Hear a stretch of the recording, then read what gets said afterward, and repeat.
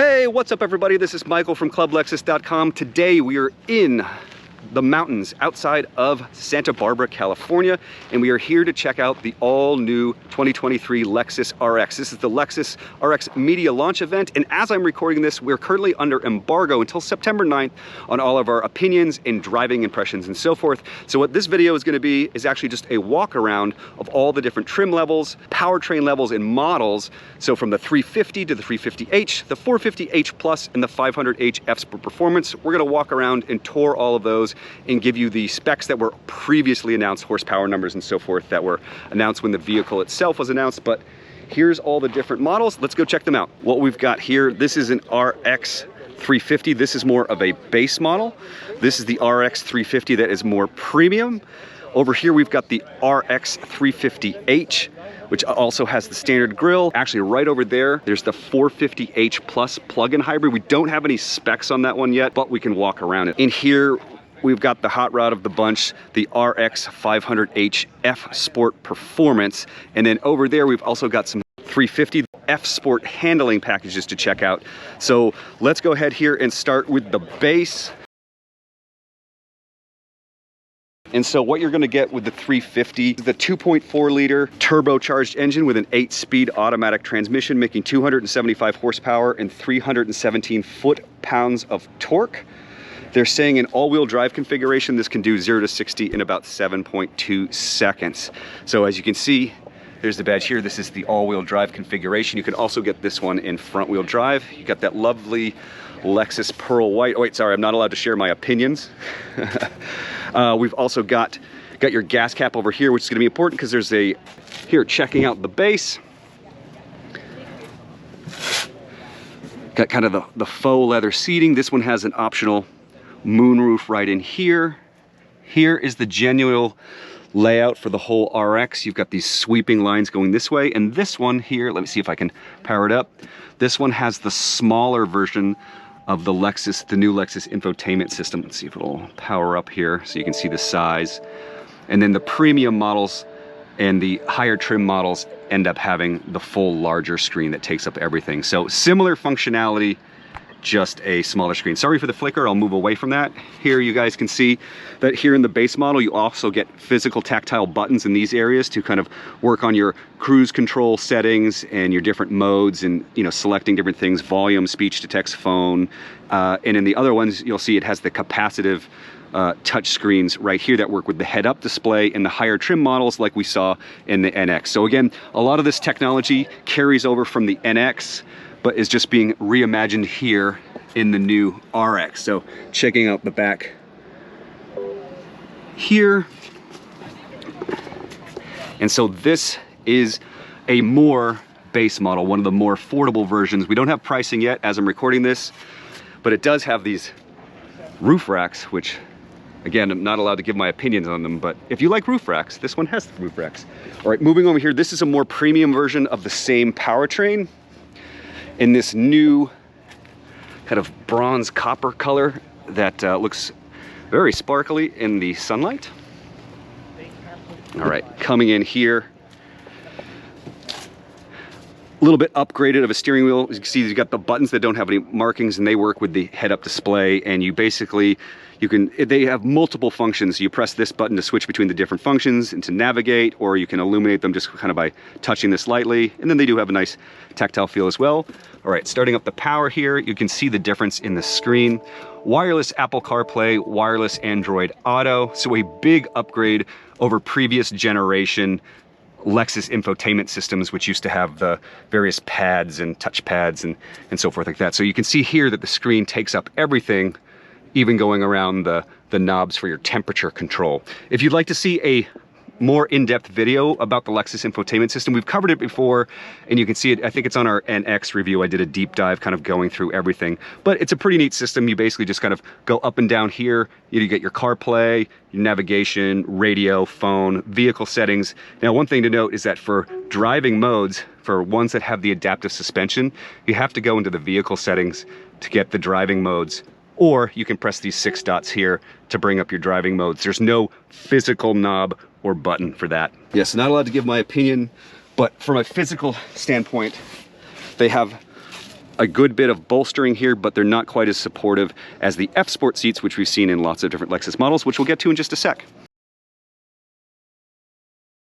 All right, guys, stepping up to the next powertrain, we've got a 2.5 liter inline four that's mated to a hybrid system. You can see the electrical components right over here. And in terms of power and specs, 246 horsepower, 233 foot-pounds of torque, 33 miles per gallon estimated, 7.4 seconds to 60. Coming in here, you've got the upgraded infotainment system. You've got this wood paneling here that runs here on the console, over here on the dash, in the steering wheel as well. Here's the inside, looks pretty similar to the ones we've seen before. Now, the one thing I will say, yeah, you can see the Mark Levinson information right there. The one thing I will say is that I forgot to talk about is that the ones we've looked at so far have, I think, this standard version of the headlights. So you've got a single headlight here, incandescent bulb right here. You got your daytime running lights. So you can see that here on this base model and here on this other one. But when we come over here to the 500H F Sport Performance, you're gonna see the triple beam headlights right there. So we're actually gonna skip going to the 500H just for now. We'll come back to that. The 350 F Sport handling. So there's no difference in the powertrain. It's still the 2.4 liter turbo, but you've got a handling package. And unlike the F Sport Performance, you're gonna see more kind of aluminum or chrome accents on this one, as well as gray body molding around the bottoms. And so with the F Sport handling package, you also get these gloss black wheels. Coming into the inside, take three. We've got these F Sport seats, which in previous models, not commenting on these ones, they have a lovely amount of bolstering. This actually looks a little bit more aggressive just in terms of its height. Again, not commenting on the quality of anything here, but got the premium larger infotainment system here. This one has kind of an aluminum bezel going on here, and you've got kind of the sportier version of the steering wheel. Again, this is all part of the F Sport handling package, which doesn't change any power. All right, coming over to this one, you guys, no specs on the powertrain, but just a first quick look at the 450H Plus. This is actually the plug-in hybrid, which is something we've seen available in other Lexus models like the NX. So here's something interesting. It actually has two gas caps. So over here on this side, this is going to be your plug. So this is the passenger side, obviously. But what's interesting is that it's mirrored over here, which this, I believe, is the traditional gas tank because it is not opening. You probably have to unlock it in there. But yeah, first look at the 450H Plus. Something I didn't notice before, this has the optional heated and ventilated back seats, as well as you can see the USB-Cs right here. This is the European spec, which is why it's in. And then, oh, you got the 220 volt plug for European. Figures and pricing and driving impressions, a lot of things we're going to know a lot more on September 9 when everything comes out. And this is the top trim level that's been announced thus far. The 500H with the Direct 4. And so what they've done is that they've started with the powertrain from the 350 2.4 liter turbocharged engine.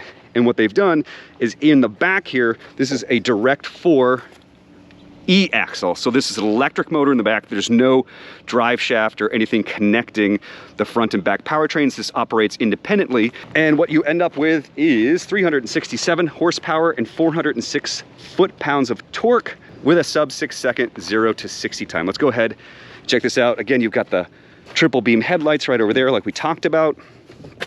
And we'll take a look under the hood here. All right, there is the Turbo 4. You can see some high voltage electrical wiring over here.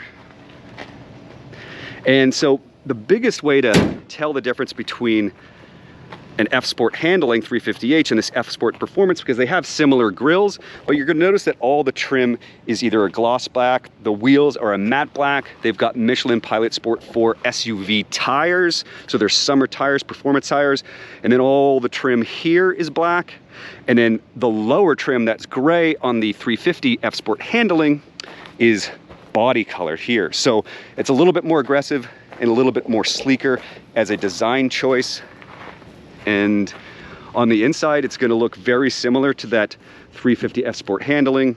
You've got the F Sport seats with the extra bolstering, but these ones have a touch of suede right in here, and then a similar kind of faux aluminum plastic design here, along with the big infotainment screen, the F Sport steering wheel. The badging here is also black. That's another way to tell it. F Sport Performance has got the black behind the F branding right there. And this is the red interior for the 500h F Sport Performance. Red, actual genuine leather. Again, just the sweeping lines, the kind of the suede continues up here and into the door cards as well, around the speakers. Familiar kind of Lexus textures. You see it kind of gives off the feeling of the LS and LC, just kind of an ode to those, I would imagine. Some kind of nice leather touch surfaces here. Oh, sorry, didn't mean to say nice, but some plastics down here, cup holder, water bottle holder right there. Oh, and of course, the Lexus console trick that opens up both ways. That's still there. All black interior. The suede material continues into the back seat here. And this one, as you can see, has a larger glass panel moonroof. And so there we have it, guys. Let me know what you think of the new RX. Do you like the visuals? Do you like the way the interior looks? Which model would you want to purchase? The 350, 350h, 450h Plus, or 500h? Let me know in the comments down below if you're watching this on YouTube, or if you are over at clublexus.com, join our forums and comment in our forum threads discussing this video. Thank you so much. I hope you all are well and safe, and we will see you on the next video.